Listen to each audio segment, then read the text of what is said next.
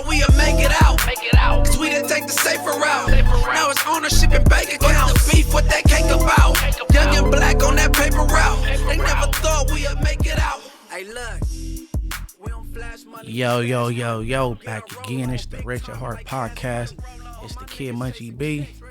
And the princess of the pod, your girl Mariah. And back again. What you had going on over this weekend? Nothing. Just home with the kids, chilling. Like always? Yeah, I rewatched The Wire. I told you gotta watch The Wire from back in the day. That show was so good. You did tell me that. What you been up to? Oh shit. Going viral for the wrong things. I know you peeped it. Yeah, but I also did peep that you were mentioning a comedy show too. So a really big comedy show. You should have pulled up them clips. Oh yeah, Man. shout out Chico Bean. He had performed. Him, Mike Epps, I forget the name of the show, you know what I'm saying, overall. The comedy show, yeah, I can't think of the name, but it was some big comedians even from like Instagram and like back in the day, like they were all there. DC, Mike Epps. Mojo Brooks. It was a lot of comedians. That was a good show I heard too. It was super Everybody funny. was there. Like my phone started, because I was like just chilled up at the house. I wasn't answering no calls, right? So my phone started going up. I ain't answering. I'm like, damn. And it's going up. I'm like, damn, did somebody get shot or killed something? You know what I'm saying? Then I looked at the text message. I'm like, then I called back, like, oh, he just said your name. I'm like, who? Chico Bean, right? So I guess he like was kind of narrating, like, because he performed in Inglewood. So when I'm starting to figure out the comedians, when they land in your town, they do their little research, you know what I'm saying? And they crack a joke about, like, say if they in Long Beach, they might have a Long Beach joke, or they in Atlanta, or, you know what I'm saying? Mm-hmm. So that was in Inglewood, you know, the city of the Chishamps, where I'm from. And then he had touched on me and shit, and it was funny, brung up the set. And then shout out Boss Mac Podcast when I had the episode over there. You know what I'm saying? Everybody found that.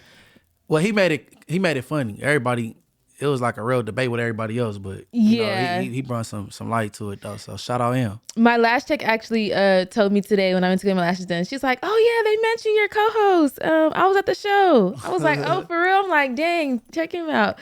So that's actually good. You know, I mean, they make light of the situation, and even if you are going viral for other reasons, like they say, if you ain't getting no haters, you ain't popping. Hey, no. Hey, it's funny because I was supposed to go there.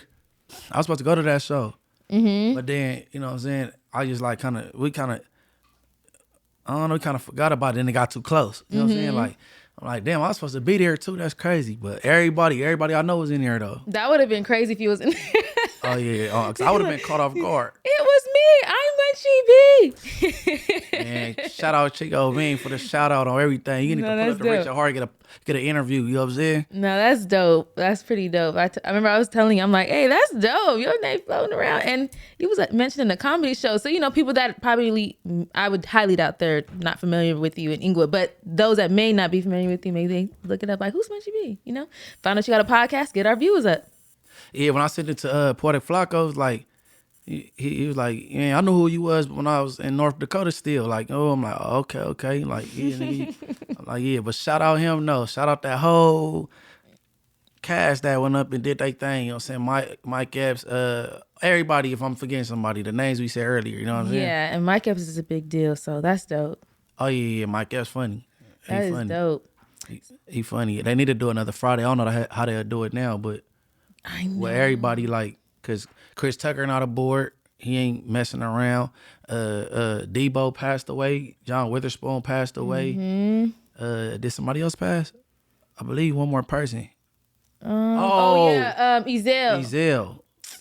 Yeah, that's not his real name, but yeah, Ezel passed away. AJ. We mentioned him one time on here, and I can never think of his last name, but yeah, he passed away, unfortunately. So, yeah, I don't think it's gonna happen. Honestly, I think it's already that first Friday, that house when it was on the porch the whole time. Mm-hmm. That's the homie house. Really? Yeah, I ain't gonna say his name because then they get because his mom still stay in the house. You know what I'm saying? So when people were pulling up during COVID, because a lot of people are coming to LA, I think they had a sign up, if I'm not mistaken, like this is the Friday house or something like that. Yeah, it's really between Normandy. He like between Normandy and Western. It's really between Normandy and Western. Like, but I ain't gonna say his name. They might know his name. And get to put him. Oh, this where you live at, fool? But everything like. Yeah, no, that's I done been in that backyard. That's crazy, but you know it's people that are not from California, they don't realize like most of the houses are shaped and built like that. Like the house I grew up in is like that too. So a couple of houses I grew up in look just like that. So that's like very monumental for like movies that are based out here. Like even like The Wood, like I don't know. It's just like so Cali. Yeah, that's one of my favorite movies, The Wood. Of course. No, for real. But to get into it, okay. And I'll take full accountability because I got on the internet, faded, you know what I'm saying, talking ish or whatever, talking whoa. So I basically said something, and I ain't gonna say his name, whatever. He did a sound bite out of all them hours, you know what I'm saying. He did 30 seconds and then flipped it, you know what I'm saying? And everybody know how I rock. I ain't with the We Tip line program or whatever. But my boy Skipp Townsend, he took to the internet, you know what I'm saying, to do a little damage control because I guess he felt, you know what I'm saying, he should do it, you know what I'm saying? Mm-hmm. I done asked him to, but you know what I'm saying, Skipp, that's my boy. I rock with Skipp, he rock with me and shit. And he was like, I guess he got tired of it coming down the screen, you know what I'm saying? Mm-hmm. So I got a clip from Skipp, and here you go. Hi, this is Skipp Townsend. Ignorance is at an all-time high. I came on here just to share with y'all that Munchie B going viral for saying some things that he might have said it in the right place of heart, but he's put it in the wrong context. Munchie B is my guy. And I'm going to tell y'all what an ambassador is. You don't get paid because you're from a certain neighborhood. Even though people like myself will help you get to become an ambassador because you're an influence. Because you can influence that neighborhood to stop the violence, stop the shooting, stop the writing on the walls. So don't nobody get a BlackBerry. Don't nobody have to report nothing to the police. Ain't nothing in the report that the police get. What happens is the city of Los Angeles, not even Inglewood. Inglewood don't believe in intervention or ambassadors. The city of LA want to know how can we reduce the violence. And the city of LA pays ambassadors to use their influence to stop if you want to see the full get up, you can hit Skipp Townsend YouTube channel. Just type in Skipp Townsend or whatever, then you'll see it right there, the full little get up. But when he say like, my wording was wrong, he said nobody get paid to be from the gang. They get paid, they got influence and they got the, you know what I'm saying, the influence to like, hey, knock it off, you know what I'm saying? Mm-hmm. So I said something along the lines of, I get paid to be from IFG. You know what I'm saying? Like, nigga, you know what I'm saying? So then you had a weirdo that took 30 seconds and he was like, oh, you get paid to, like, you know what I'm saying? Mm-hmm. Not at all on everything, but I don't know, this internet shit is starting to irritate me, right? Cause I would like if ninjas pop that shit like or whatever and throw allegations at niggas like that, like make yourself available too though. But this the internet and it ain't gonna happen the way I want. You know what I'm saying? And it's just what it is. Yeah, and that where you had said it at that app, I don't like that app. I've always said from the beginning, stay off of that. So you talking about CLubhouse? Yes, Wow, I completely don't like it. And then when I heard the clip that they're referring to, that Skipp, did his damage control for, I thought it was AI. I'm like, this don't even sound like you. So I don't know. But no, I take accountability, right? Because I was, man. First of all, what they say, how you say it? Idle mind is a devil workshop or something. Idle time is a devil's playground. Okay, that right there, right? So I be bored. You know what I'm saying? Every late night. You know what I'm saying? And I be faded and I get on there, you know what I'm saying, talking my little ish and shit. And then I was trying to like explain in layman's terms how they will understand it. You feel me? Like, but it went wrong. So I take accountability for that, for making that. That's my fault. But the little buster that, you know what I'm saying, tried to flip it, you know what I mean? Our resumes, don't even compare when it comes to that type of that lifestyle. I ain't trying to even highlight that lifestyle, but when it comes to that activity, it's not even a comparison. You know what I'm saying? You can't Right. you can't stand next to me in that lifetime. So, but no, I just had to touch on that real quick because that's been the talk of the town, the elephant in everybody's room. So I had to, like, you know what I'm saying, get that out the way real brief. You know what I'm saying? Yeah. So basically, what you do is just try to diffuse the situation if something gets brought to your attention. Yeah, it's like I didn't let it play further enough, but like I report what I do, not what happened. I stopped this from happening this day. You know what I'm saying? You know what I'm saying? What did I do to help out today? You know what I'm saying? Basically. Especially for the youth, like they need that type of, they're not going to go to anybody else. And if you're older and you can kind of put a bug in the air to do right, that's like going to reduce a lot of violence. You know, a lot of these youngsters are be going by so fast. They dying so fast. So.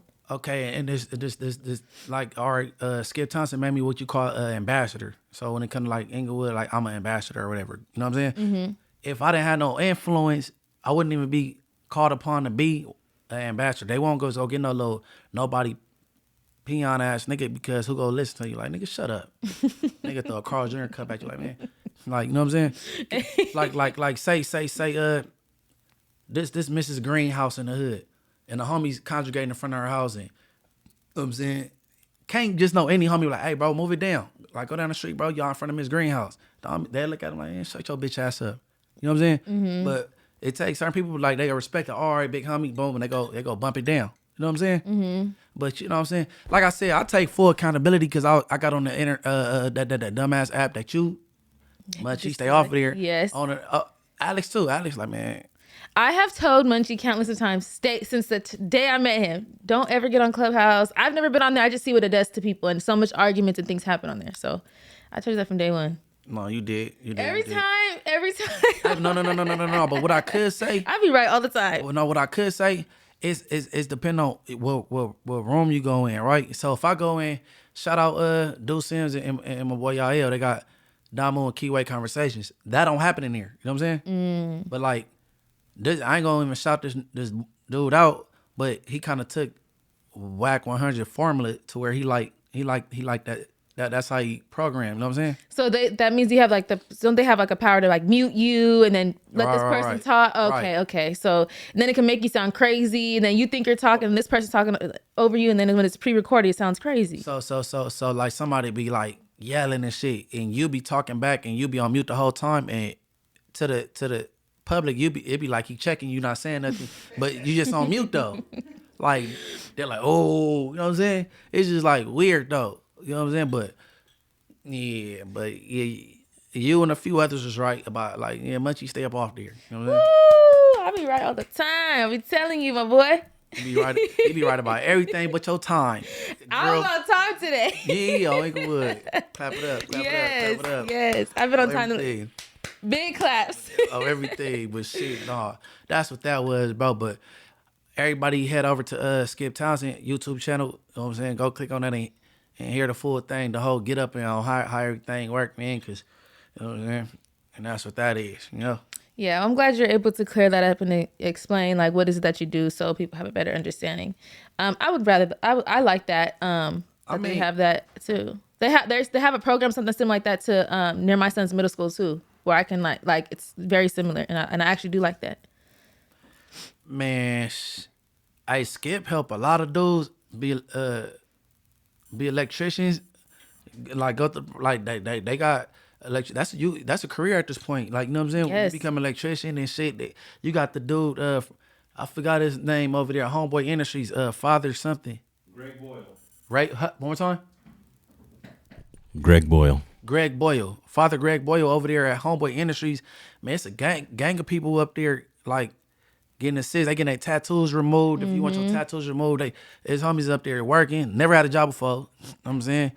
A homie I know, they just got out from doing 17, 18 years. He got a job up there now. Like, but they be twisting shit, bro. You know what I'm saying? Mm-hmm. It's like, do they want you to do good or do they want you to just crash out? They want you to crash out. That's Don't they give away free things up at Homeboy Industries? Yeah. And they actually, you know what I'm saying, they give out diapers and stuff, but but I don't even want to go into that because I ain't trying to expose my hand. But they do it. They you know what I'm saying? They got a lot of resources up there, you know what I'm saying? And Homeboy Industry's been around for a while because I remember when I was in middle school, it came on like MTV True Life. I don't know why, what episode I was watching, but Homeboy Industries was on there too. And they were helping some people that had just got out of prison. And that's how I was introduced to it. So that was a while ago. Yeah, but I ain't really into explaining myself and shit, but you know what I mean? Like since Skipp has spoke out, you know what I'm saying? I'm gonna play this and then I'm gonna give my, you know what I'm saying, 1-2 about it, cause that me being on this dumbass app and then saying I get paid to be from IFG, that might, you know, kind of the integrity of what he got going on, second call and things like that of his program, you know what I'm saying? Right. So I don't want to, you know what I'm saying? So, and then like I said, it was my fault getting on there faded, talking ish, and you know what I mean? Things of that nature. Yeah, so, that's not. You know what I mean? But because you never know, like you letting people know what you do. So there may be a parent watching right now that has children or like, you know, sons or something like that live in Inglewood, and now they have a better idea of what you can do to help if they ever are going down the wrong path. I was really explaining it because you got somebody out there that, you know, that's the king troll. I ain't gotta say his name, but that he get up every morning talking shit and he talk about this and this and that, and I got a strong dislike for him and the fact that we talking about, and I know it's not true. That make me want to talk about it more. You know what I'm saying? Mm-hmm. So that kind of like you know what I'm saying, put a more battery pack in me to be like, man, you don't go like that. You just yapping. You know what I'm saying? Mm-hmm. So like, yeah, that's what that is though. But you know what I'm saying? Shout out Skipp Townsend and everybody else. You know what I mean? I really didn't care to explain that I made a mistake with my wording, but because I know, you know, they got bloggers. They could look my file up. You know what I'm saying? From a kid on up, nigga, you won't find anything. But you know. Remember that day and I said, should they ban drinking on podcasting? Yeah, but drinking is what make you sometimes like look at Drink Champs. Like, you know what I'm saying? And then look at Club Shay Shay with Shannon Sharp. Like he bring out this little drink that he came with, you know what I'm saying? He pour him a shot of that, you know what I'm saying? Mm-hmm. That's probably why we got the interview we got with Cat Williams that went viral, because he had a little, that do it fluid in this shit. You feel me? True, maybe. I don't know. I'm not a drinker, so I don't know. I'm a coffee connoisseur, so. Oh, yeah. We gonna have to have you get some coffee here already for you. Just, you know what I'm saying? Some Folgers up there ready for you. Yeah, I like me some nice coffee. You know, that'll get me going. Get my, you know, me pumped when we up. linked the other day, I got some, when I was with you, you suggested the cold coffee. It was cool, too. Yep. I might rock with that. Just to let the world know, Munchie does like iced coffee now. But I didn't think I would. But I'm opening a trying thing, so I try. I'm like, no, that's straight. It's straight. I know the menu like front to back, so I put them onto something, and yep. Now you like Starbucks. Yeah, for real. Nah, Starbucks been cool. I used to get the caramel Frappuccino. Mm-hmm. But then like my taste buds switched where I don't really eat sweets no more though. So I ain't messed with it in a long while. You know what I'm saying? Oh, okay. But the iced coffee just right. Yeah, because it was an espresso. Yeah. And then the ice go kind of like water it down if it is a little too sweet. But no, that was cool though. So she put me on to something. You know what I'm saying? Yeah, I'm just trying to keep you on a good path and staying out of trouble, and you know. Girl, boo, coffee ain't got nothing to do with no. Hey, I might get a kick of caffeine and go home with it. It's gonna be your fault. You might do some good things. You never know. Like, I don't know. Mm-hmm. You might, I don't know, organize something. I don't know. That's what does for me. Yeah, but. Yeah, man, we just trying to make the CC, and that's another thing.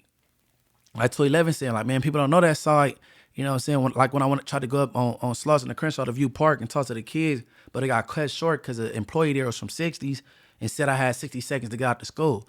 But he was like, man, people don't know that side of you. You got to display that side of you some more. You know what I'm saying? So people can know that's like, you know what I'm saying? People don't know. I do good too, though. Like, you know what I mean? They just know the stories they hear, like the shit that Flacco try to highlight and shit like that. You know what I'm saying? Which is true. So remember I was telling you, like, people get mad if you record people doing good deeds, but if you don't record, then they'll believe you're not doing it. Right. So someone like you, do you think that now, like when the things that you do behind the scenes, I think I'm gonna start putting it on camera. Yeah, I think you should start vlogging that. I think that is good so people could see you also that you do a lot of good things. I personally know that, so I think it'll be good. You know? See the like all right, back when I was 100%, all the bad things I did, that was never on camera. You know how people be recording everything they do now, trying to mark people out. But you know, bad news travel fast though. So like they go hear about that though. But let me do a good deed like in front of 1,000 people, ain't nobody gonna know about it. Yeah, thank God CCTV wasn't big like it is. Like there was camera footage in 2012, 2000, all those years, but it's not like what it is now. You don't know who's recording, who got a Ring camera right here, who got it. You know, someone could be on their porch. You never know, hiding behind a bush. You never know, recording something. So it's it's good. It's time for you to show the other side of you now. Okay, and then speaking of when I was back in the days when I was young, I'm not a kid anymore. Juvenile Hall came across our desk. Yes. Los Padrinos, LP. I'm familiar with the process. I've been to all three: East Lake, LP, Sylmore Juvenile Hall, a few camps. But you got the article right there. We have actually a clip that we could play from the news regarding what's going on. Okay, and then we can go ahead and okay. But do a little setup first. Look, they talking about Los Padrinos and staff overseeing, the minors catching phase. And they words consecutive phase. You know what I'm saying? But to me, that's no news though. You know what I mean? That's what been going on since the beginning of time. You know what I mean? Well, since I've been hitting juvenile hall, I think the staff rather let you go in one of these rooms, close the door, look in the window at y'all, monitor it, y'all get it out the way versus one of the minors rush somebody in the middle of the day room, and now they got to do paperwork. So me putting myself in a staff mind frame, they probably like, man, I might as well just let them get it out the way versus they mess up the day room. Now I got to do paperwork and stay a little later, and you know what I'm saying, later than when I got to get off. And then that's just my theory. That's why I think they would let them, or they just like with the program, like forget it, let them squabble. based on the footage I seen, I think they could be not wanting to do paperwork, but you shouldn't have got that job if that was the case. Also, they're young. Some of the staff probably is pretty young. The officers, or whatever you want to call them, that were being under investigation.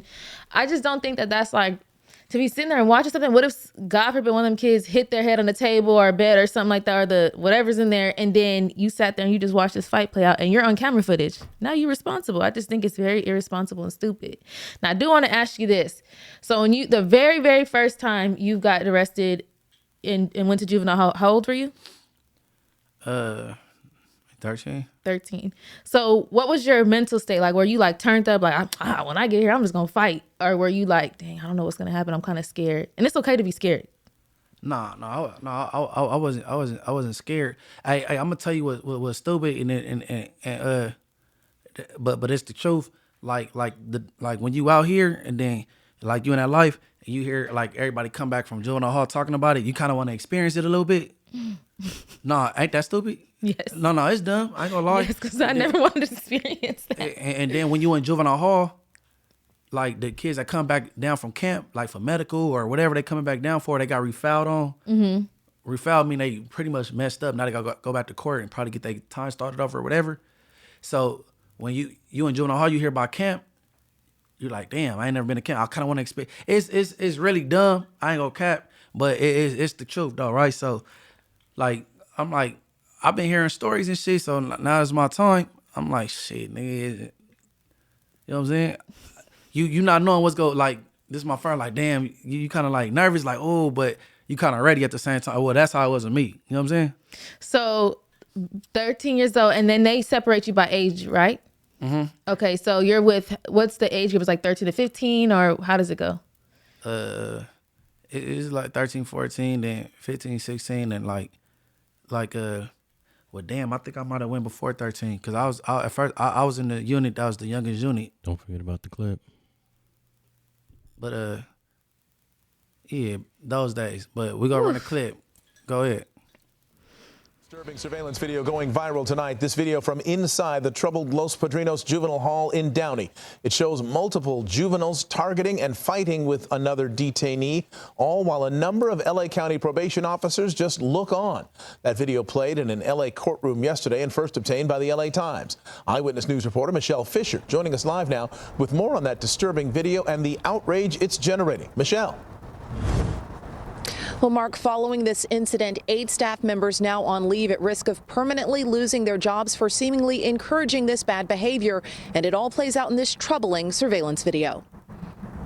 It was very clear, like this was like gladiator fights from the old school days or a fight club that they were running. The release of shocking video inside Downey's Los Padrinos juvenile hall has the troubled detention center tonight back in the headlines. Probation staff seemingly encouraging a gladiator fight, watching with little to no intervention as detainees one by one take turns beating another young man, each taking a couple of swings, then sitting down to eat. A probation officer at the end giving an approving handshake following the last fight. These are the people that wear badges that we trust to be caring and rehabilitating our young people, and they're not. The surveillance video from last December, horrifying and troubling, says Scott Budnick, who founded the Anti-Recidivism Coalition and has volunteered as a mentor inside Los Padrinos and other detention centers for more than 20 years. There are many probation officers who push kids in the right direction. But when you see this, and this has been a pervasive problem, when you see this, those are probation officers that should go to prison. Those are probation officers that should be arrested. Hey, hold on. Hey, the little homie ran 4 fades, and he did a pretty, I'm going to say he did a pretty damn good job, even though I'd say he probably lost the last one. Because at that point, he was tired. Hey, but hold on. Oh, I didn't know that he ran them fades back to, it was one person fighting them, all them people. Back to back. And he was the smallest one of all the people he ran fades with, and he did a damn good job, actually. Oh, I thought, okay. I was thinking, because, like, I'm like, they if I had an enemy, you know what I'm saying, say I'm from families and somebody from 60s come in, I'll tell the staff, hey, man, let me get down with them. They let us go handle our business. But, okay. So it sounded like that little dude probably was an F up, and he let the kids do his. Hey, but still, man, that's. Okay, that wasn't straight right there. That was they let the DPOs punish them. You know what I'm saying? That ain't your job to punish them in that way. If what I'm thinking, that's the. Well, because they gave him a handshake at the end. I feel like he was like, man, I could be up so and so. I could do this. I could do that. Like probably the kid was bragging about it, and then he got off and he proved himself that he could fight. So the staff gave the little dude a handshake. Mm-hmm. No. The staff shake the hood. No, the ones that was whooping on him. Okay. Yeah. I didn't see the ending part of it, so I thought they shook. The way I listened, I thought they shook his hand. Okay. Yeah, okay. No. That's what I'm saying. It looked like the little dude was an F up, and just because he F'd up, they had the other minors get on him. That's what it sounded like. Oh, okay. And That's then, what happened. I don't like that. I don't like it either way. My thing is so these juveniles are gonna be either they can continue to climb the ladder and go and continue to go in the system and continue to be in the county jail, then they're gonna end up in prison for the rest of their life, in and out constantly, or they really rehabilitate them. So this is your opportunity, because you've been there. So why are they not giving them I feel like it's so important to teach the youth how to communicate without having to be violent. That doesn't mean you don't gotta work out. It doesn't mean that you don't gotta know how to fight. You do need to know your survival tactics, but I feel like you do need to learn how to properly communicate and respect each other's boundaries, right then and there. A lot of these staffs will let it go down. You know what I mean? Okay, so do you agree with what I'm saying though? Remember when you were there, think about if they taught you if you've seen somebody there from the opposite territory and they taught you guys how to properly communicate, and just so when you get back out in the real world, it's like you have a better understanding instead of just boom running to violence without even thinking, because you're just thinking off of impulse and anger. Honestly, man, that experience right there, that dude went through, that'd probably be the experience that make him not want to go back to jail.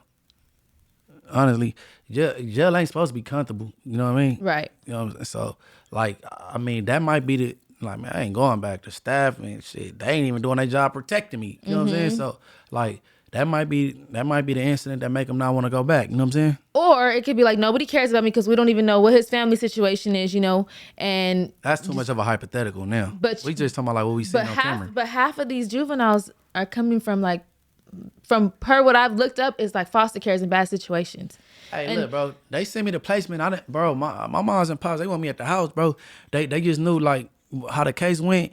Like it wasn't going in that direction, and they couldn't send me to camp at the time, so they sent me the placement, for 6 months, bro, or something like that. 600.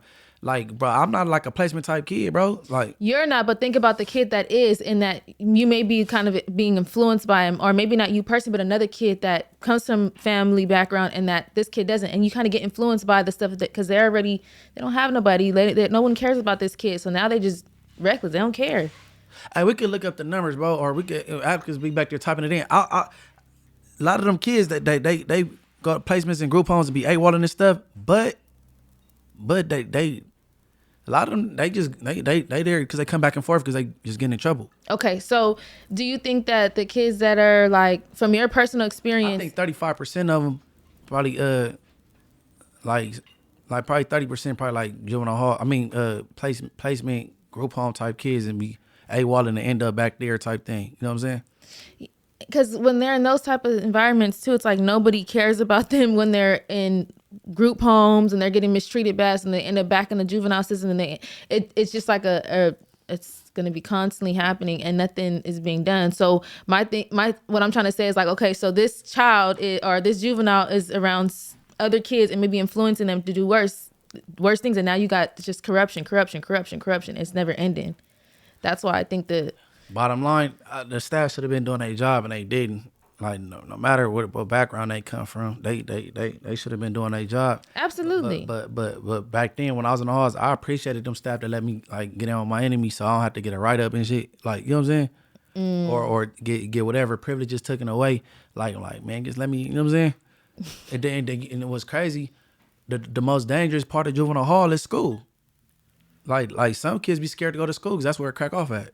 Really? Right. They refuse to go to school, or they try to stay in the unit for every reason, talking about they sick and get to rubbing their stomach and shit. Like it just, then as soon as you come in classes, that's why the staff be sitting, have a chair outside the door of the class, because the teacher go run and hit that button and they got to run in there. Like school, it go up in juvenile hall. It's just, it's sad all over. It's just not a good place to be, man. It's not a good place at all. For the ones that didn't put themselves there, and then they just like in limbo, they don't have nowhere to place you, and then in between being placed, you got to sit in juvenile hall until they find somewhere to place you. They don't belong there because they ain't did a crime, because it's some of those type of kids. I forgot it's abbreviation for them. Like they be there and then they there because they in limbo. You know what I'm saying? They into where they figure out where they about to stick you, or what group home you going to. You might be sitting in juvenile hall and you really ain't getting to do no crime though. But those are the ones like, okay. But the ones that was a kid like me, and then you know what I'm saying, and I got thrown in the fire. Shit, that's you know what you did to get there. You know what I'm saying? And hopefully you learn from that. That's how I look at it. Yeah, looking at it from your point of view, I understand what you're saying, but I just think that 25%, that's, I forget the abbreviation for it, but them type of kids, they I forget. I don't count them, no, because you didn't even do nothing to be here. You about to be here for about 3-4 days until they find. You know what I'm saying? And it's messed up because in those times you may pick up on something and then here you go. It's a revolving door, and you're back in here a couple months later. Now you really become like really in the system. Now you're back and forth. It's sad. Society is failing a lot of these teens. I think juvenile hall either make you worse or make you better. Ain't no in between. For real. I would really love to hear how it's helped a teen, because anybody I know that's ever been like an LP or any type of juvenile system are just messed up. Let me see. I don't think I think some of them dudes that left there, and then they got sent to placement and stuff. They use the resources, and then they got what you call like emancipated, where they help them get apartments when they get a certain age and stuff, if they stay in placement long enough. Like some people they use the benefits to their advantage and shit, but You know what I mean? But you know, like it's everybody kids there. It ain't like the county jail or the pen where like we in the county jail or the pen we police ourselves and gotta like communicate with other races. So we gotta be more mature about things. We all kids running the mud. Right. So when I was saying earlier before we had started filming, the juvenile is way worse than like as far as like violence. Do you think it's way worse violently in juvenile, or you think it's worse in like the county jail? Oh no, the county jail to the average person to be way more spookier than juvenile hall for sure. Cause like if I say your name Michael, I hop up on my seat and I rush Michael. At least I know that the staff they coming. They about to come pepper spray. They coming eventually. Mm-hmm. Man, that county jail, you might be somewhere in the back in your ass whoop. You just gonna be yelling for the heavens, because you know what I'm saying. So like, okay, so let me just ask this before we go to the next topic. It's not real. funny, but let's say you in the county hypothetically and you getting beat up. You can't, if you yell help, you gonna get beat up somewhere, right? Like help. I mean, they whooping on you bad. You might yell help and the police come, but like depending on what facility you housed in, like they might not be able to hear you. You know what I'm saying? Like okay, but let's just say you yell for help. Are your like the people in like your dorm or wherever you are you are they gonna be mad at you? Like, why are you getting the police over here? You scary. Or like what happens? You like help me. They stomping you out, everything. They go finish whooping your ass till they see the police coming and everybody go get out the way. Like and leave you back there leaking by yourself. You be wobbly like, oh, you feel me? Like no. The county jail a dangerous place. So juvenile hall you way safer. But it ain't no structure. It's a gang of kids running amok. Like, you know what I'm saying? Yeah. I can't even imagine. Versus like you ain't really disrespecting you can't disrespect in the county jail. Like the blacks go handle the blacks, the Hispanics go handle the whites. You know what I'm saying? And it's more structured. Because it's more political in the like the county jail than it is like the juvenile system. Right. Now the county jail get dangerous. You'll lose your life in that county jail or prison. So it's way more dangerous in that county jail. You know what I'm saying? But juvenile hall, boy, it go down too though. Hell yeah, it go down. I can't even imagine. Ooh, you was a youngster. Oh yeah, nah, but it became a norm when you become like it was regular to me after a while, like juvenile hall. Yeah, but coming from that you have family stuff, it didn't have to be normal, but you was a little knucklehead. Yeah, I wasn't like I wasn't the prey. You feel me? Like so that shit, no, that shit go. But nah, Eric, man, stay out of there, period. You know what I'm saying? Yes, please. It's not the place you want to go. I would not. Once you're in the system, it's like, damn, that shit follow you. It's like, that's it. And then just cause you like mess up as a juvenile and all that, don't mean nothing. Cause shit, I done went to jail, and then shit, when I was like 15, 16, I had a job at Vaughn's. You know what I'm saying? So all that record shit, like, still fill out your application, see if it go through. You know what I'm saying? Yeah, it ain't over. Don't let society make you feel like you can't do it, cause you can, and don't ever give up. You know, cause they had me thinking, cause I've been in jail before, I couldn't vote. Like, you can though. You feel me? As a teenager, they told you that as a teenager? No. Like, I had been to the county jail gang times, and then like, you know what I'm saying? I ended up registering to vote, like, but I'm like, I could vote though, like, long as you like the first time Obama became president, I was in the county. Mm-hmm. I'm like, I called my mom, she's like, she all right, boom. And then the second time I was out, I voted that time. I think that was my first time voting.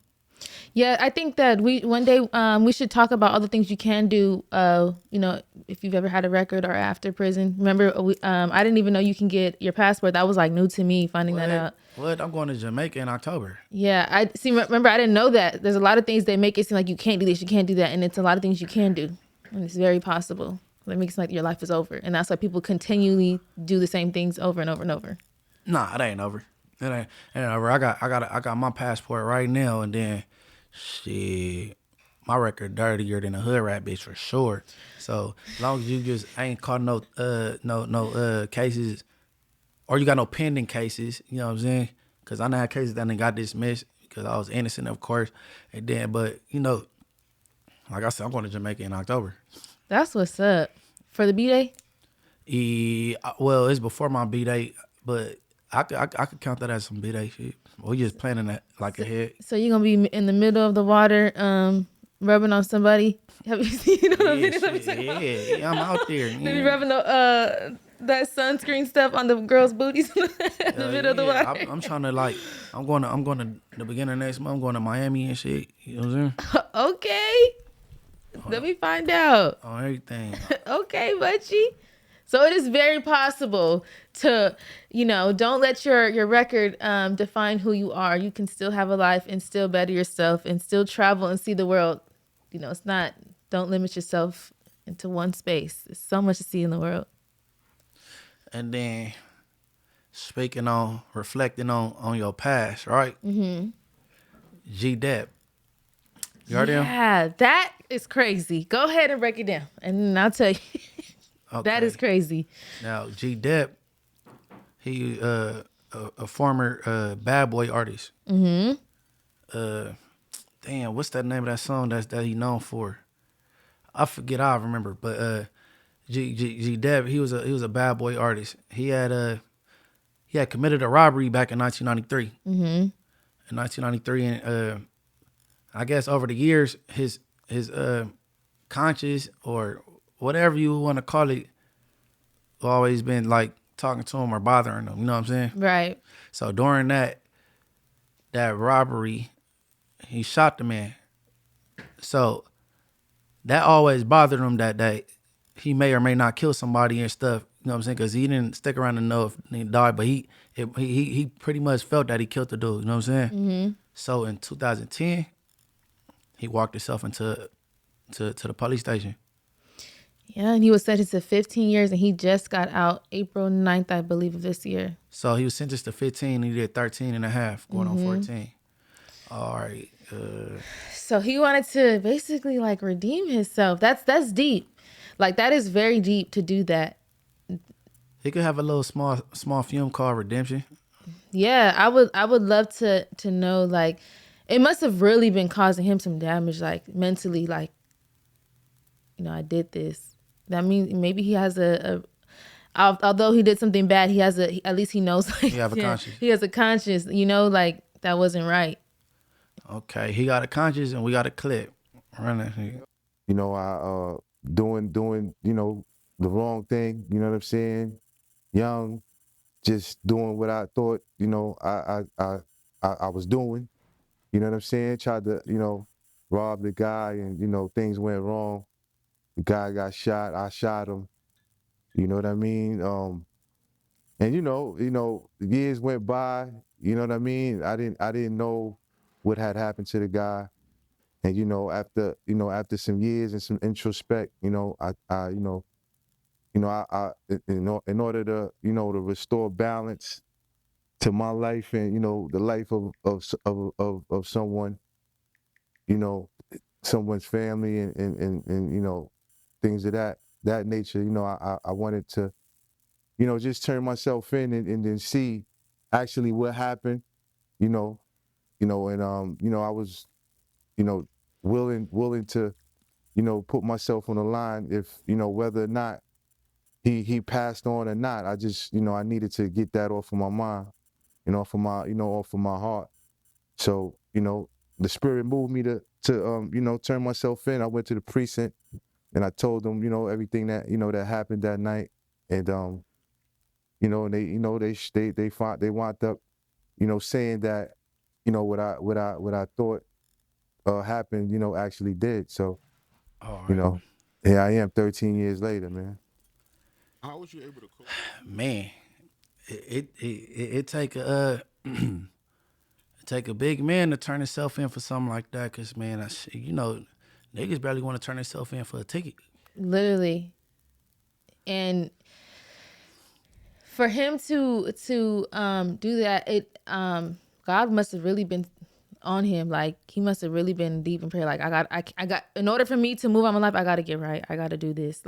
And that probably was the only way. Because he could have just maybe found out if he reached out to the person's family. He could have went so many Googled that date. Yeah, he could have did so many other things, but instead he felt he probably felt he needed to do the family. He could have reached out to the family and he could go to jail anyway. He reached out to the family, but he could have still said if it was eating him up, what if this person had kids, or what if maybe he was eating him up, and I'm saying he reached out to the family like, this is what happened. I'm gonna go turn myself in before, after he probably was eating him up real bad, and he just felt like.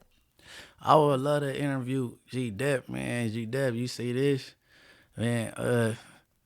Man, tap in or tap out. Hey, cause I want to know like, was you having like nightmares? Had to happen. Was it your conscience? Cause you living your best life and you got your family, you see your kids, and then you took him away from his possibly, cause you don't know if he had it or not.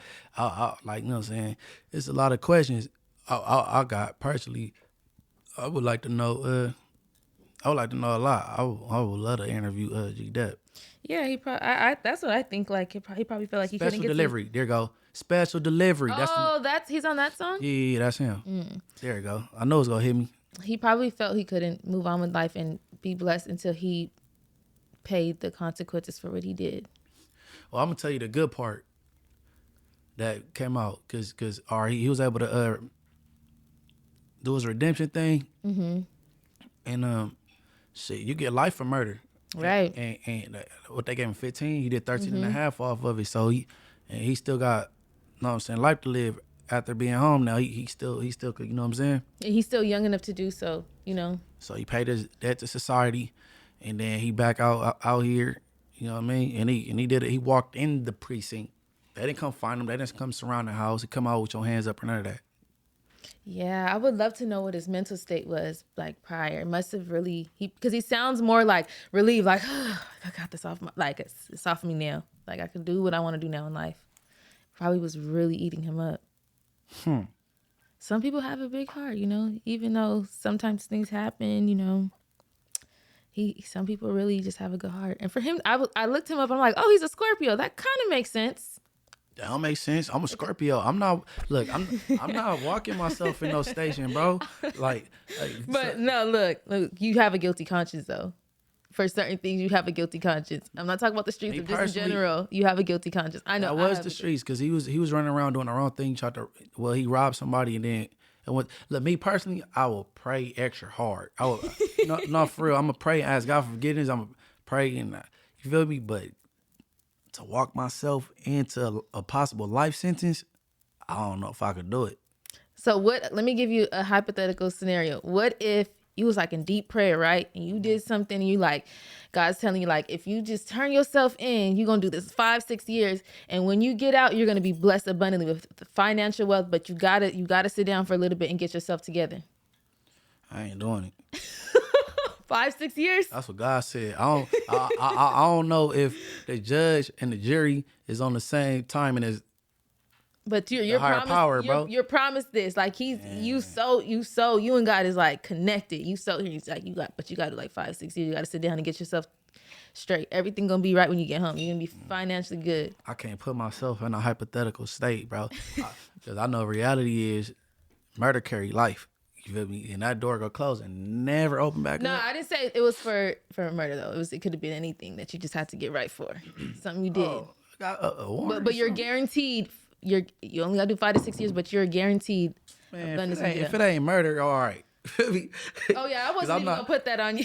Like, I wasn't gonna I'm say that. not turning myself in for no shit like that and possibly do life. Hell no. But shout out to him, bro. It take a big man. I'm not saying that's kudos to him. Tip my hat to him, though.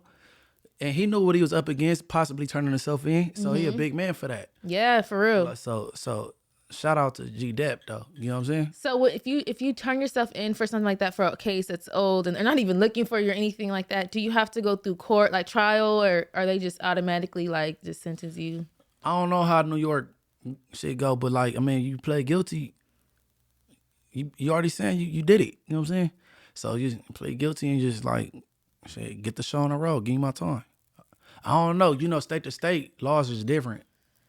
Because I'm assuming that was a cold case. They wasn't even probably like. No, they wasn't even looking for him. That's what I'm saying. Take a big man, such as he, to do what he did. You know what I'm saying? Mm-hmm. Like, man.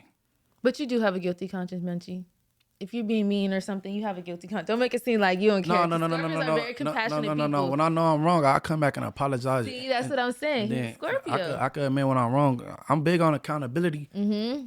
But that's too much of accountability. Like, for real, like, I'm not doing that, bro. Because, like, life, Yeah, that's scary. I ain't signing up to do life. That is Crazy movie. scary. That is scary. So kids, don't do crime so you don't have to do any time.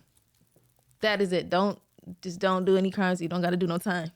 Or your conscience, you know what I'm saying? You might be doing something that's bigger than what you ready for. You're right. It'd be bothering you and haunting you for the rest of your life. You can't escape it.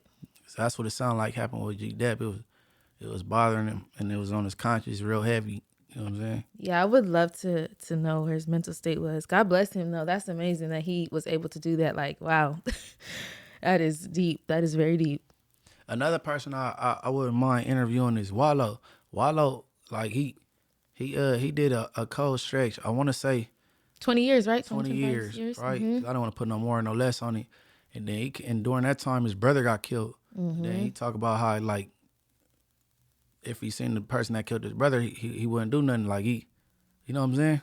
Mm-hmm. So how you put yourself in the mind state to like where you forget this person and you know what I'm saying? X, Y, and Z. Like I would like to talk to somebody like Wallow also. You know what I'm saying? Because forgiveness, you have to, it's not for the other person, it's for you to continue on in life. And look where he's at right now. So is it worth losing everything to take this person's life or have something done to this person? And that's another question. Is it you feel that way because you flourishing in life that you got some M's now, or is that I want to know like what's the process? You know what I'm saying? When did your mind state become that way?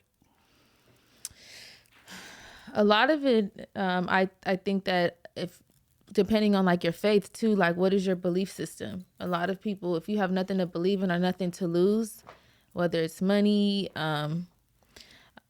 family, anything like that, and you just down bad, you already feel like your life is over. I feel like you easily go do something and just go crazy. But I think like a lot of people like fear God. Like I'm not gonna do this. Why? Hey, Gilly cool, but Wallow, like most of the reason why I haven't watched $1 Million Worth of Game. Me too. I like Wallow. Wallow, He be dropping gems too. He funny, but he deep. Mm-hmm. You know what I'm saying? Mm-hmm. He was giving somebody to talk. Man, it was one of these wild ass rappers, but he wasn't saying nothing wrong. I can't remember who it was. I don't know if it was Dirk or, you know what I'm saying. But shout out Wallow though. Wallow dope. Speaking of forgiveness, have you ever had to forgive somebody that you would think that you never have to forgive them? Like you thought you'd never be able to forgive this person, or you're not a very forgiving person? I thought I'd never have to. I don't never. I'll be cool with leaving shit where it's at, cause I don't want to get nobody a chance to bite me again, type shit. Mm-hmm. So off the top, I can't think. Yeah, I don't know if I necessarily forgive people. I think that I just put it behind me and keep it moving. Like, and if it's ever, and I kind of try to make myself erase any memory of that. Or squashing something and forgiving somebody is different. Mm-hmm. You know what I'm saying? Very different. Like squashing something is like, all right, I ain't when I see you, I ain't gonna act on it, type shit. Mm-hmm. Forgiving is something different. Like, so I could squash something and still don't forgive you. You know what I'm saying? Mm-hmm. It's just like, oh, I'm dropping it. And not carrying that weight on you, like it's so heavy where you like just angry and always thinking about that. Because I could put some weight behind me and forget about it. Yeah, but the level of forgiveness you talking about, like I said, I never ever forgive somebody and I end up forgiving them. Nah, I ain't reached that. I don't think I've reached growth like that yet. I don't think so. But I can put it behind me and I know how to act and conduct myself if ever like coming across people.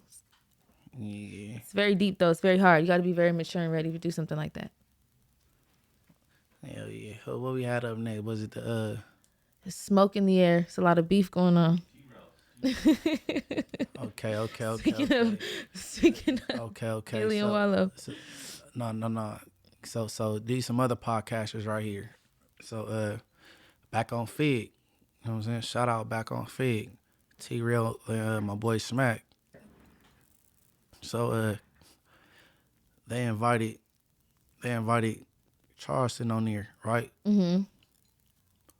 And things went ugly. But see, from my understanding, Smack invited Charleston on there, and I think he thought it would be entertaining that he come on there, and then he from his understanding he knew that Charleston was gonna eventually go up on T-Rell.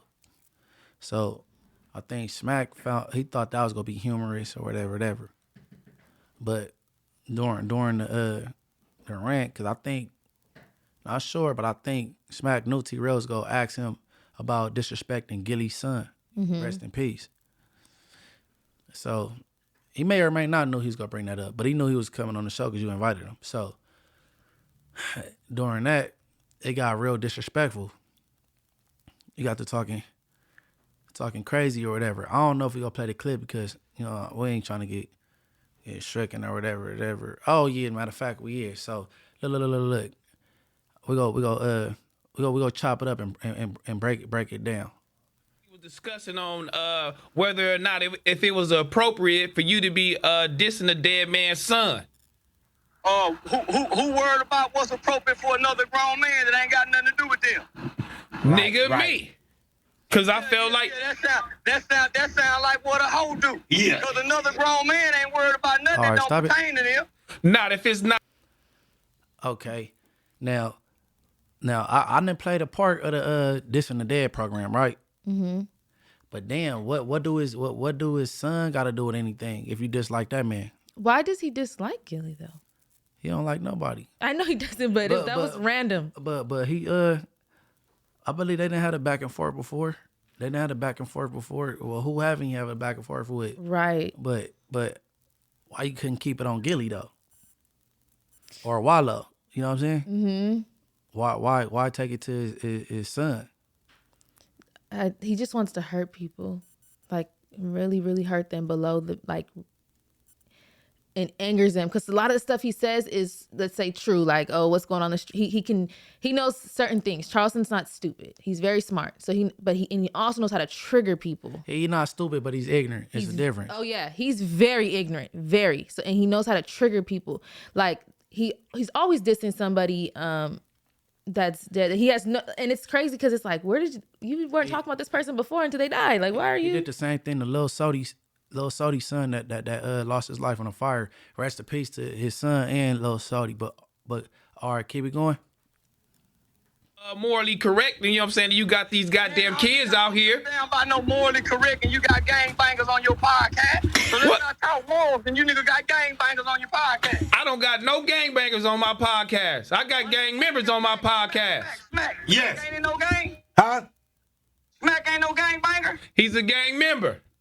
Gang member, gang banger, all the same. Nigga, all promote the killing and detriment of the black community. Right, Charleston, right. It all makes black mothers cry. It all causes black men to go to jail. Man, that's where it go wrong, where everybody coming down on T-Rell and Smack. You hear Smack, right. Mm-hmm. Although it is a difference between a gang banger and a gang member. It's people from gangs that ain't never throw a rock at nothing. You know what I'm saying? So the difference is active and non-active, or what? A gang banger is participating. They doing all that. They active. You know what I'm saying? Right. A gang member, you just a member of a gang, bro. And it's a lot of these people. You know what I'm saying? Right. Like they just like they from here, but they ain't never slid on nobody or nothing like that. You know what I'm saying? Like somebody that lives in Lancaster and comes all the way to Inglewood for the weekends, or no, it could be somebody that live in Inglewood, from Inglewood family, but I ain't never hurt nobody a day in their life. Never socked a pillow. Like, it's people like that from everywhere. You know what I'm saying? Right. People think because you from a gang, like, you automatically done kill somebody. That ain't what that mean. It's some people that done grew up in that community all their life. They from here. That's they push. Like, nigga, I'm from 60s. I'm from families. I'm from Bonnianas. I'm from East Coast, or wherever you might be from. You know what I'm saying? And not that we're promoting it, but it's just stupid that he would say that. Like, don't you have...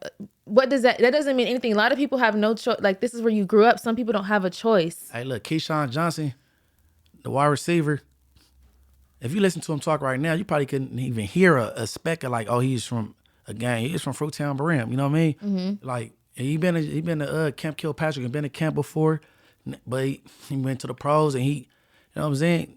I would consider him a gang member. He ain't out here throwing bricks at.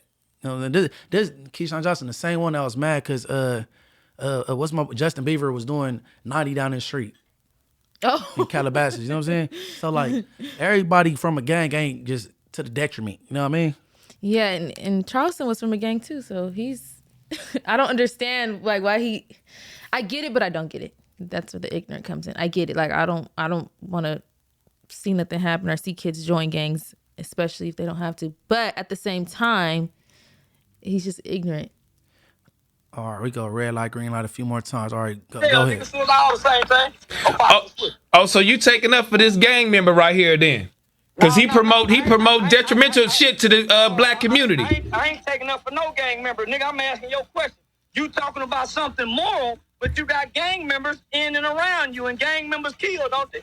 Not all of them. All gangs kill, homie. So let's not talk moral. All gangs kill, but not all members kill. No. All gang members are a part of a gang, right? Yes. So they're a part of an institution and an entity that kills. They are, but not all of them involve themselves into crimes. You can stop with the buts. Gang members and gangs are negative. And you can't stand in no court and no household, and nobody's going to respect the gang member. All right, get it.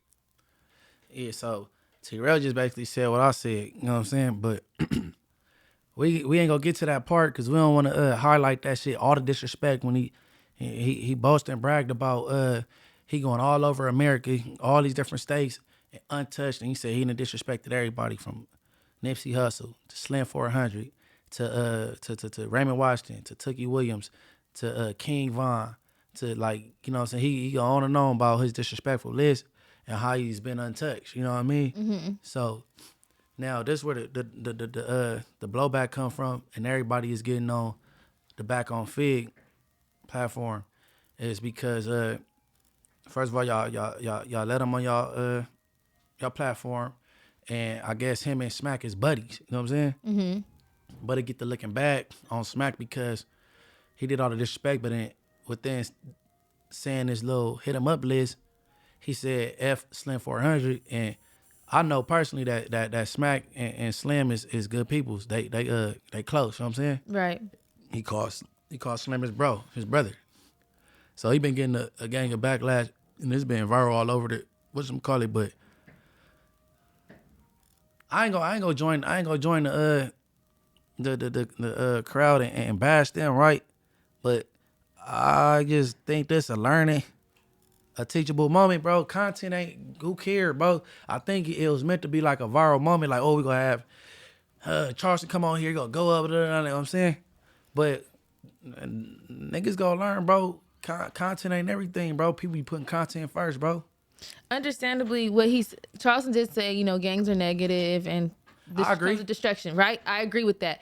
But dissing, if you're supposed to be, I guess you putting the good word in or preaching to people that this is not good, this is destruction, and uplifting black people, and then you go and diss the same black people, the same people that you're. I don't understand his like point. Like I don't get that. I would never agree with dissing anybody dead, even if it was my worst enemy, which I don't have enemies. But let's hypothetically speaking, I would never diss somebody that's dead. Like that's ridiculous. So I don't understand his point. And for Back on Fig, like maybe they thought they were. I feel like T-Rell was trying to like have an adult conversation. Like, yeah, why would you say that about Gilly's son? And you can't have a conversation with Charleston because he gonna take it somewhere else. You just have to leave him alone and let him have his. I don't know how you thought you was gonna holler at him about disrespecting anybody. Yeah, because he gonna take it somewhere else. And then he is factual with some of the stuff he says, but he still be wrong at the same tokens. Like. He's not moral. It's still not morally right. Like one wrong, just because somebody does something wrong, then you have to go and match the energy. That's not right. Like somebody has to be right in this room, and he's not right at all.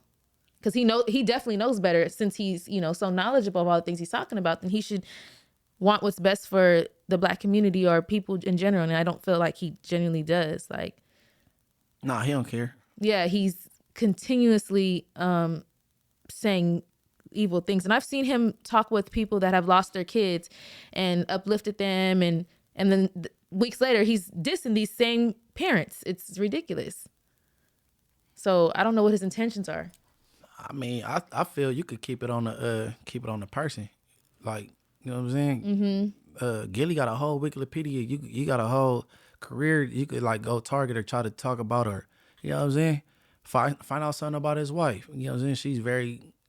She's very attractive, a very attractive lady. I mean, find out she got a pastor son. Why you got to go to his deceased son? You know what I'm saying?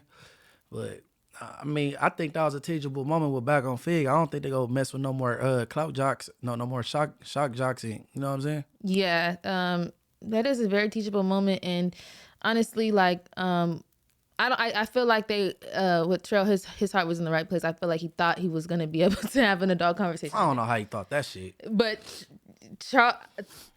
Charleston is Charleston. You can't expect you have to expect something's gonna go wrong. Now, even if it was a signed contract saying everything has to go right, it's gonna go wrong with him. I haven't yet to see him do like something good and it just stays good.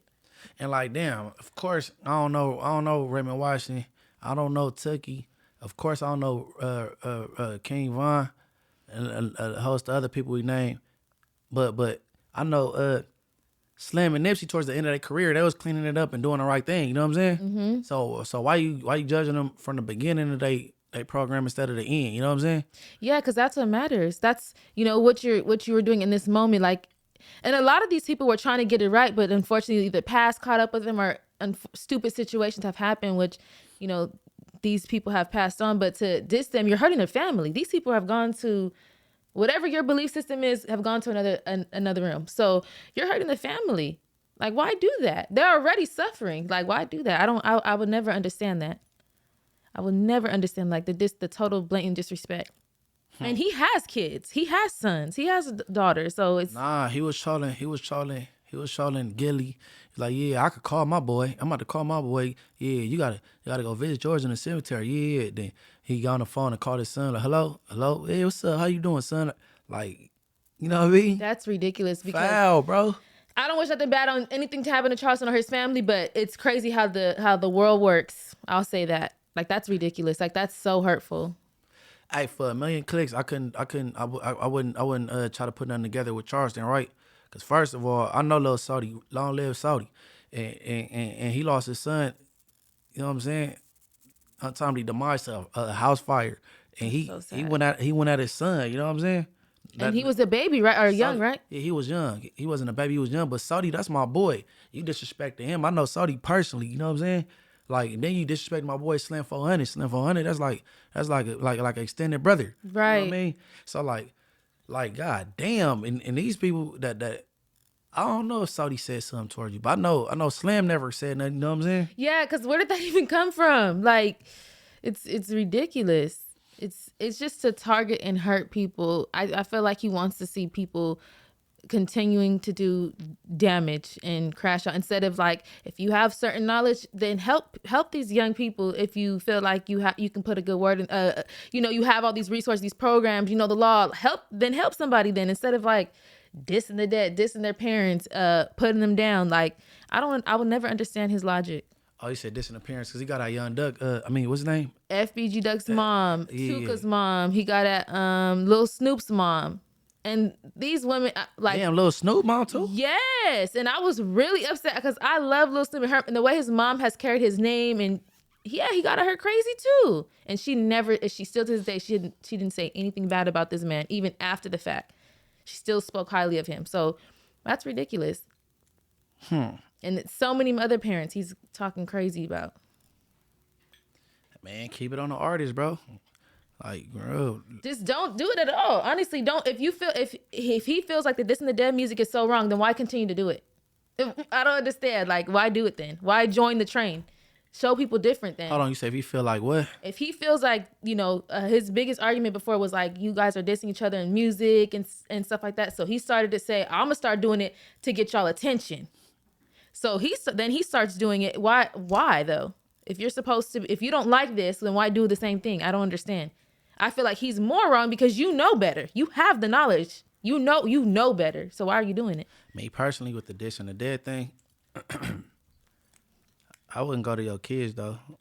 I mean, but if it was up with you when you was alive, it don't mean it stopped because you passed away. You know what I'm saying? Like, it's the dislike is still there. You know what I'm saying? And hold on, people. I'm working on myself. I'm a working, what they call it? Work in progress. Work in progress. But that's just how I feel. Like, you know what I mean? Man, please believe, bro. God forbid I pass on tomorrow, whatever happened, please believe the ops gonna be going up. They gonna be smoking on munchie packs, all kind of shit, bro. Like that's just the way it is. But leave my kids alone. You know what I'm saying? Because I ain't got nothing to do with nothing. You know what I mean? Because it only hurts your family in the end, right? So, yeah, people say ignorant stuff. At the end of the day, it means nothing when you say that. You're saying, oh, F this person. This person probably is in the afterlife living the best life. Whatever your belief system is, I don't want to push that on nobody. But I'm just saying, we don't even know what's after this life. Hey, look, when I got shot in 2012, I got domed. Man, they had a parade on social media. Everybody said they did it. Like, it was hip parade. Oh, he gone. Like, what? Like, that was going up.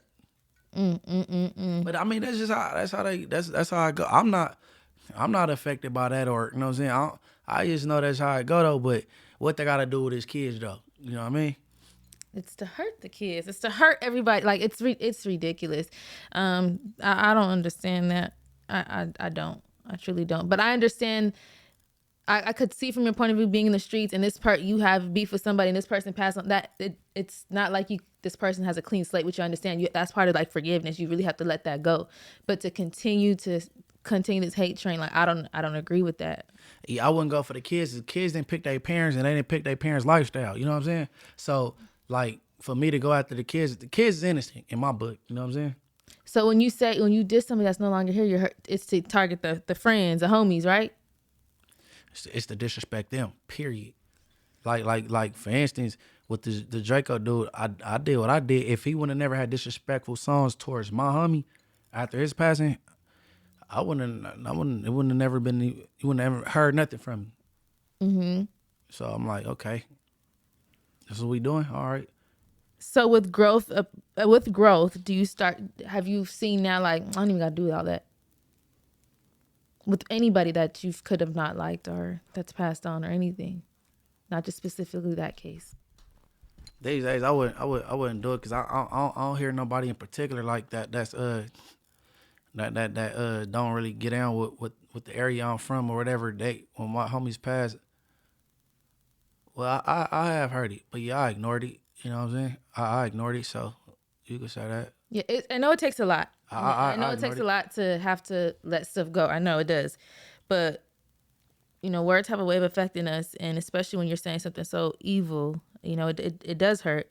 But sometimes it's not worth reacting or putting the energy into that. Facts. Because then you put yourself in a dark headspace, and you're so angry and grieving and all the things that are going, like, it's a lot of emotion, so it's not necessarily worth it, but I can understand why. But it's a part of growth. And that's the only reason why I didn't say what I said in certain songs and stuff. But speaking of diss songs, woo, they trying to bring it back to the 80s. Whoa. They trying to bring it back to the 80s. They being real MCs right now. What? Hold on, how many people involved with this Royal Rumble? You got Kendrick, J. Cole, Drake, Rick Ross, Future. Them five. Are we missing anybody? I feel like we missing people because it's a lot of people. It's like Drake versus everybody right now, I feel like. And then, I don't know. It's crazy. Nah, but you say Drake versus everybody, but it started off with Kendrick. You're like, man, F the big three, just big meat. You know what I'm saying? Because I don't know who said it first. That like Cole, Drake, and Kendrick the big three, and he said, F that. You feel me? It's just me. Ain't no big three. So that's what started it. So whoever said that statement first got Kendrick when he got on the Drake and Metro Boomin's album. That's what started it. So Kendrick came out with the diss first, right? After he heard that. It seemed like somebody was paying homage, and then he just said he just blew the whole operation up. So Kendrick started a war because but Kendrick did this before with that Control song. He did Big Sean and everybody. Yeah, but that was like, wasn't that supposed to be like friendly like rap beef? Yeah, friendly competition, right? Mm-hmm. And then so J. Cole got in the booth immediately after and did 7 Minute Drill. That song was fire. Like, I ain't gonna lie, that was fire. I like that song. I'm gonna tell you why I respect Kendrick, right? Because they always want to compare the South from the West Coast, the West Coast from the East, all this little stuff, right? Mm-hmm. The Midwest. But the West Coast is just basically California. You know what I'm saying? We by ourselves. Oh, the South got Texas, Louisiana, Atlanta. Then you got the East Coast, got DC, Philly, New York, Jersey. Like y'all got all, but we just got California. So man, like Kendrick said, man, ain't no big three, it's big me. So we by ourselves anyway. Don't try to click up now. Yeah, and a lot of people can't listen. They don't like our sound of music. So it's hard to be a California artist and really make it like for real. Man, listen, I guarantee you, if we did a versus East versus the South, East versus all three of us, East, West, South, Midwest, and do a versus, I think the West will win. Ain't nobody messing with us. Come on, bro. We got. I hate to say we wouldn't win because what people listen to, they're gonna base off what they listen to. If you go to the club, it's not California music that's typically played in the clubs. And what clubs? If you go to any club right now, what kind of music is typically played? You're gonna hear Future. You're gonna hear all the club bangers, which typically is not. You may hear some local California artists, a couple of songs that are typically playing the radio that we hear through Instagram, but it's not gonna be. Okay, all right. Now I ain't gonna call them. I'm about to call the DJs a bad name, but okay, the DJs gonna play whoever comes through the door.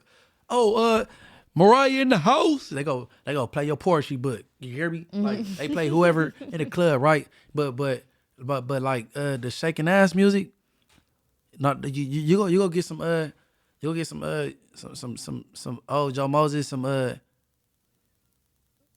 cold part, Joe Moses has some cold stuff right now too. You're gonna hear a couple of those songs too, something that's current, but it's not gonna be like a lot of people from in other states are not gonna know our music like that, unfortunately. I think if we do a versus, bro, I think I got the West Coast down for winning, bro. Go watch. You got to watch some of the old verses. The closest thing, and it's not even. No, I'm talking about like it's West, East, South, and then we got our little lineup with the West. They line up with the South. They line up with the East, and then like everybody go up and like do like throw whoever you want to throw up out there versus this person. They can't mess with us, bro.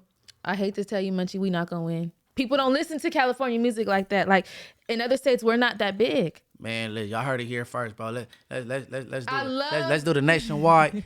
Let's do the nationwide coast to coast versus. I got the West down for winning. I love being from Cali. I love all the artists in Cali. I'm rocking with California, but I can guarantee you that if we're realistically speaking, I'm just going off of like what's being played. Our music is not being played like that in other states. Don't forget Midwest. And even the Midwest too. And they got a different beat too. So it's like a different sound. The different sound, yeah. But if we were to go up against the West Coast wouldn't win, unfortunately. If it is gonna go in the order, it go us first or the South first and us second. The South, you gotta think, the South, you got Tennessee, you got Memphis, all those artists. All those big artists, we are not going to win. I hate to say it. Midwest has Kanye and Eminem. Man, but Midwest is Kanye, Lil Durk, Eminem, King Von, all them artists. It's a lot of Midwest artists. It's a lot of Okay, look, I'm gonna tell you exactly why. Okay, I was watching the old verses. I don't know why the other day. It was 3 6 Mafia against Bone Thugs. Lyrically, Bone Thugs is dope. They raw, right? I know all the Bone Thugs songs, and I'm like, they should have played this song against, and they went against 3 6 Mafia. 3 6 Mafia, I honestly felt won because they were crunk. They was getting lit. No, but they shouldn't have did that wasn't a good verses though. But they've been at it for so many years. No, that's not a good verses though. They got two different sounds. They do have two different sounds. They harmonizing and they rapping. That wasn't getting crunk. That wasn't. Okay, so who should they have? Rest in peace to what's her name? Gangsta Boo. Yeah, rest in peace to her. But that wasn't a good verses. I don't think they should have. That wasn't a good. You know what I'm saying? They shouldn't have paired them all. If we're gonna speak on like if Cali and we're going like if you're gonna say like Kendrick and people that are lyrical and you go against like a lot of people from the South, they have more like upbeat music and music that's played that you can play in the club or you can play if you're just gonna just be chilling. Like they have a different sound and that's what the young people are listening to. When it's upbeat music, then it's only like probably YG. YG got like the little the shit that you can play in the club, big bag, take low bank and all that shit. Like yeah, but not a lot of. If you go another state, they may play a couple. I think what's the song with Cardi? That song and G-Eazy, like they played that when I was in the South, but. That song YG had with Cardi and G-Eazy, but that's not what people are typically listening to in other states. They really don't play California music like that. So I'm not talking about what they play in different states. I said if they do a versus. okay, a versus, but that's what I'm saying. A versus. So who's gonna be the judge? The audience. The audience don't. A lot of people don't listen. And then it depends on where is they doing this versus at. That depends on a lot too. I love Cali. I'm rooting. So, you gotta take all that into account. Where they doing it at? If we did it in California, LA, and maybe I don't know. Because where would be like a neutral spot? I don't know because based on there ain't no such thing as a neutral spot, huh? Nah, not really. You have to go to Hawaii or something. There's no neutral spot. No, for real, you have to go to Hawaii. Like I said, a lot of people put that question on your story when you get home today. Do a lot of people, but nah, because you probably got more California people that follow you, so that's not right. I got all kinds. Okay, so let's just see. Majority of people listen to like Future, all that other stuff. They not really listening to Cali. If you go down my followers, anything that say ABG, that's Atlanta. I got people all over the place that follow me on Insta. Okay, so even the young crowd, they're not really listening to California artists. So you know that. So I love Cali. Like we'll have a good. The young crowd is. It's a gang of up and coming like the R3, the Chili Man thing. Like there is, but if you go to the club, are they playing that? I'm just talking about what's being played. They mix it in. I hate to say it, but I'm just going based off. I'm going based off what I've heard, and I don't. They play a lot of the Detroit sound in the club. Like they mix it in. They mix it in. Now, if you're talking about like lyrically talented right now, if you were to say Kendrick or J. Cole, who would you go for? I'll go Kendrick. Lyrically, but like who got like I don't think J. Cole could mess with Kendrick. But the thing what I don't like about Kendrick is like his beat selection. Yeah, his sound is not my favorite. I like J. Cole lyrically, more. He can't mess with. I like J. Cole's sound, but Kendrick has a good. He's good at the pen, but I don't know. That's really hard. I probably would say J. Cole. I have more music. Honestly, throughout this whole little shit, this back and forth with all 5 of these guys, I believe it's 5. Let me see: J. Cole, Kendrick, Drake, Rick Ross, and Future. Okay. And French Montana now. Oh hell no! Get French up out of here. Montana is that's. No. No, Drake. French is not in this conversation. No, bro. You're not about to disrespect these 5 guys. No, bro. I'm talking about what just happened. He's a part of the whole beef too. Okay, well, he a part of the beef. He's not a part of this conversation though, because he can't stand up with these dudes. like as much as like Rick Ross be irritating me sometimes. You can watch Tyreek Hill house burn. He worried about chicken and shit. But Rick Ross, he get down. He cold. Rick Ross and Drake have so many good songs together. I hope they squash this little beef because I want them to make more music. They have so many good songs together. Aston Martin music, and then I rather Rick Ross and Drake squash their beef than Future and Drake because I enjoy Rick Ross and Drake music better than Future.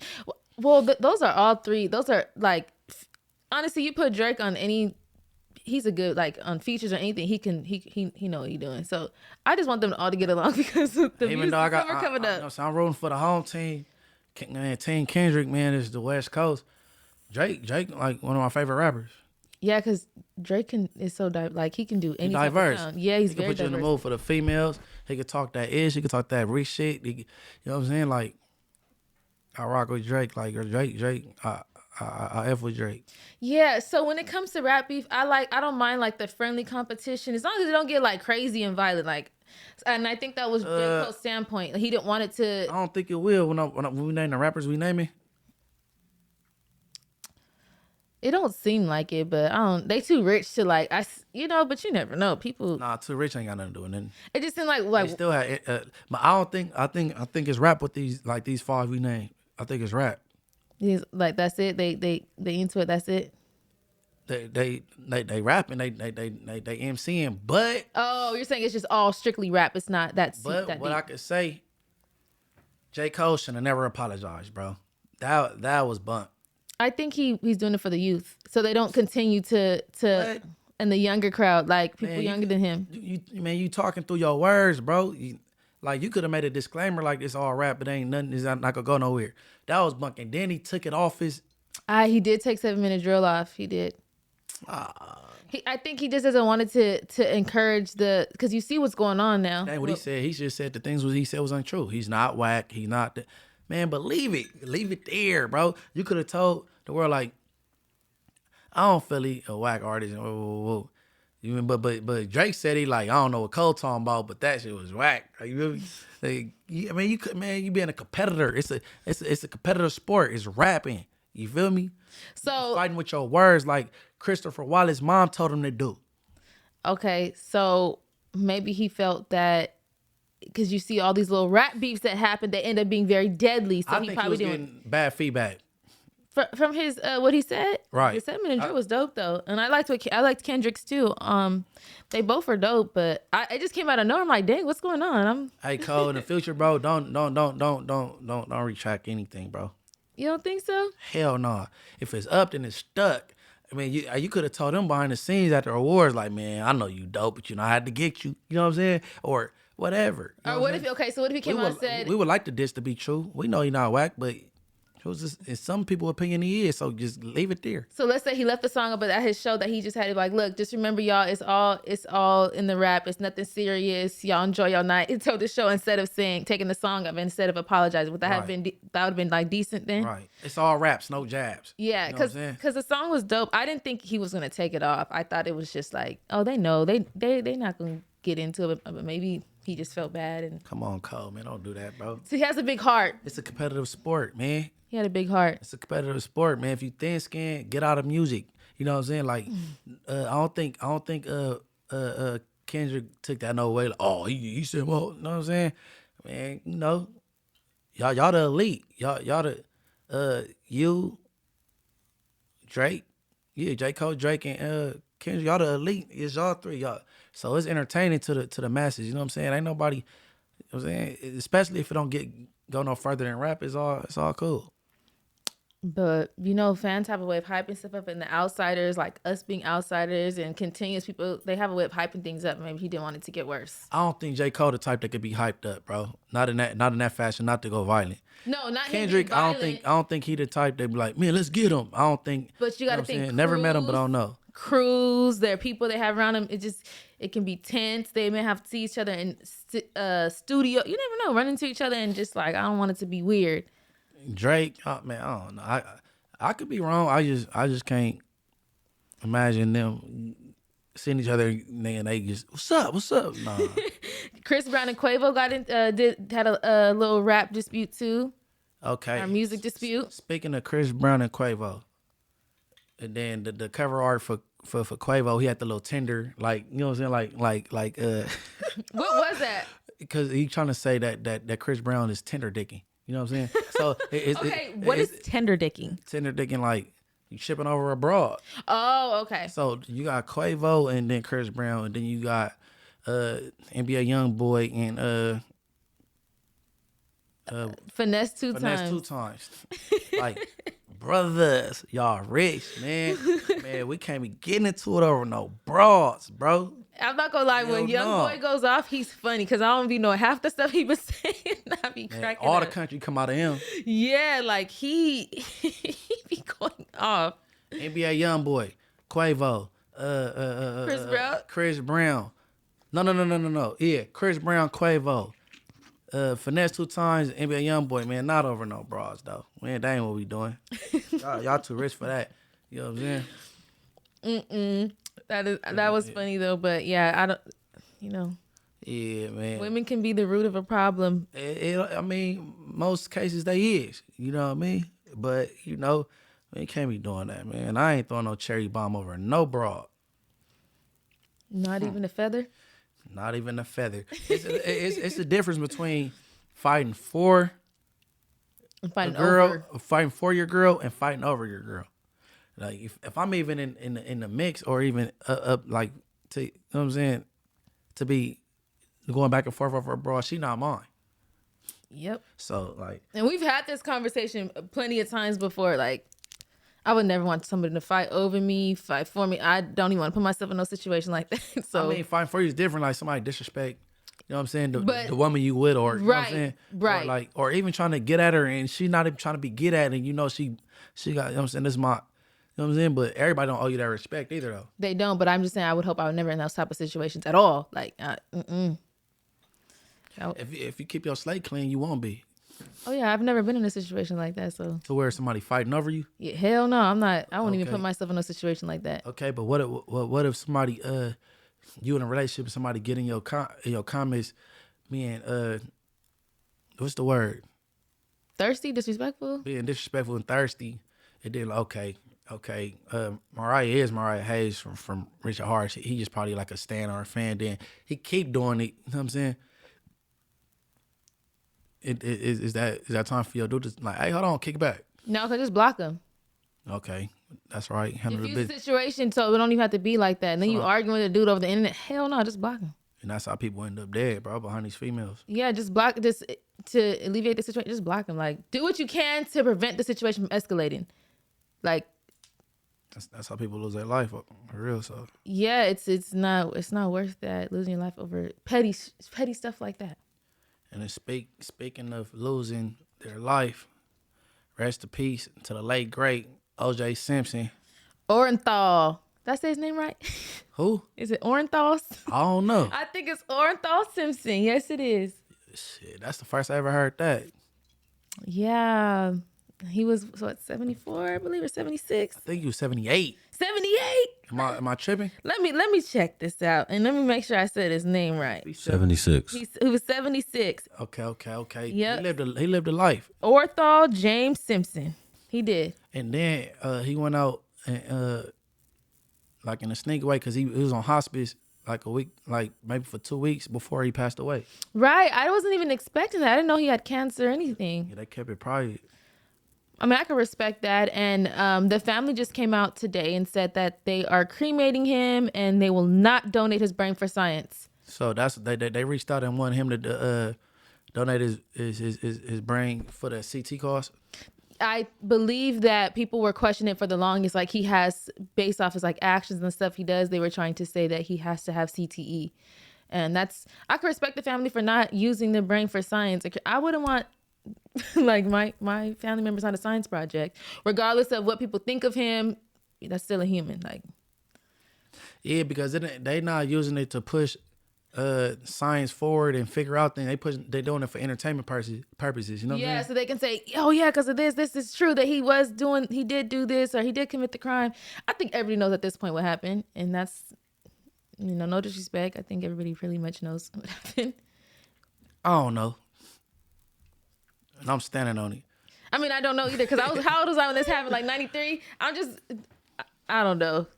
OJ was something else, and it's unfortunate he passed, and I didn't like. I'm gonna be honest that Bruce Jenner, aka Caitlyn Jenner, said good riddance after he passed, and that's completely disrespectful because he wasn't accused. I mean, he wasn't Found guilty for killing Nicole or the gentleman that what's his name? I can't think of his name. Ron Goldman, right? Okay. He wasn't found guilty for that. And then for Bruce Jenner or Caitlyn Jenner, whichever goes by, to come out and say that after he passed, it's like, you had all that time to say why he was alive. Why you wait till he passed to say that? See, that go back to the dead thing. Yeah, like, why would you say that? And so gangbangers not the only ones doing it. No, and then let me just say this. Caitlyn Jenner or Bruce Jenner, whichever you want to call, or whichever he or she goes by, I'm not sure, but she was accused of killing somebody in a car accident.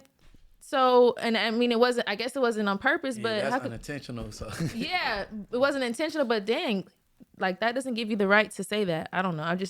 I'm not cool with stuff like that. The belief is OJ had sex with his wife years ago. Whoa. So alleged that OJ had sex with his wife years ago. Hey, hold on. So why not talk to him when he was Man, why? So OJ could whoop on him?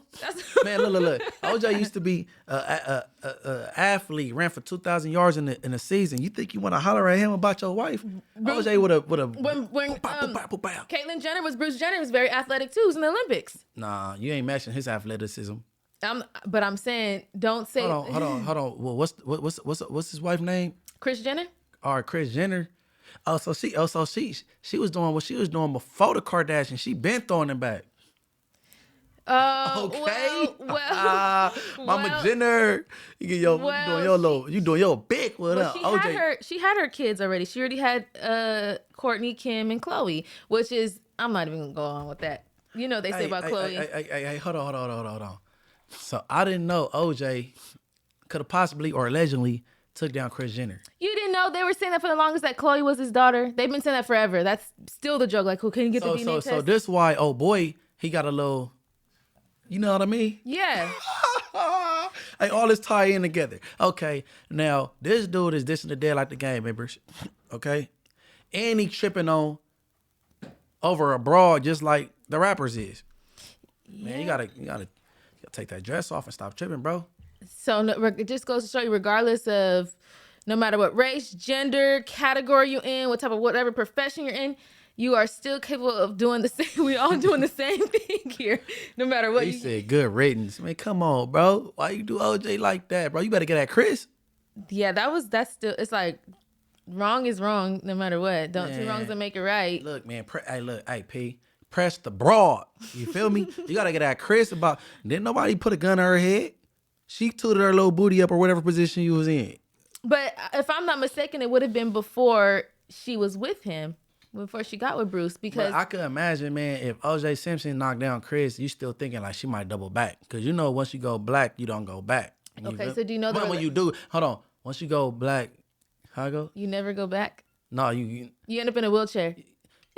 I forgot what movie. He beat that little thing down to you in a wheelchair. I think I got different white chicks. All right, OJ, long live OJ. No, because OJ was friends with Robert Kardashian, and then he ended up. I don't know. I think he was one of the attorneys on the case when Nicole passed, and he was also there when OJ went on his hiatus and got in the Bronco and had him on the high speed chase. So her ex-husband. The Kardashians' dad, they were all they were friends, and she was also friends with Nicole, Kris Jenner. So they were all within the same community. So something could have possibly happened. I don't know. I'm not gonna put that on anybody. I will say it's still not nice to diss anybody that's passed on, regardless of what you think of somebody. Man, I would love to know what Arnell Simpson look like these days. Who? His daughter. Oh, his daughter. You said Arnell? Yeah. Ain't a lot of weight. Okay. Well, his family's pretty private. I haven't. Yeah, because I know she used to hang around Tupac and shit back in the day. In the 90s, though, she was beautiful. Yeah, she was drop dead gorgeous back then. Arnell Simpson. Okay, one last thing about OJ, his character. Did you ever see that clip with the news reporter after she interviewed him and he played a little joke on her and had the knife and he was like, Oh my God, he's something else. Then he did a book, If I Would Have Did It.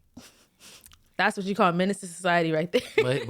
but see, he beat the case, so he's able to talk about it. But I mean, was it morally? It's cool not morally right at all. Was it morally cool? It's smarter than what what's his name did? What the Tupac do? Keefe D? Way smarter than Keefe D, bro. At least O.J. Simpson, he beat the case. You know what I'm saying? Beat it. So even if we do talk about it, there's nothing they could do about it. You know what I'm saying? But you know what I'm saying? Keefe D, he just made a horrible mistake, man. But I ain't with the police thing, man. I let the you know what I'm saying? Let God handle his business and punish people how they go punish them. You know what I'm saying? I'm just glad that I wasn't even knowledgeable. I was a kid. I don't even know if I was born when this happened. Which one? When all this whole case that happened, the OJ case. I think you was.